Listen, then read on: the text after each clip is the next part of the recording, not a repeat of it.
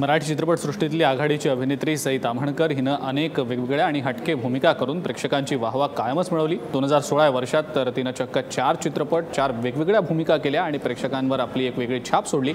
आणि 2017च्या सुरुवातीला पण तिनं तिच्या अदांनी धमाका केला। सुप्रसिद्ध फोटोग्राफर भारत पवार यांनी सई ताम्हणकरचं फोटोशूट केलंय। या फोटोशूटमध्ये सई खूपच बोल्ड आणि ब्युटिफुल दिसतेय। पाहूयात याच शूटमधले काही behind the scene videos. Perfect days, I drove downtown, a red light place, jump up, bubble up, what's in store? Love is the drug and I need the score. Showing up,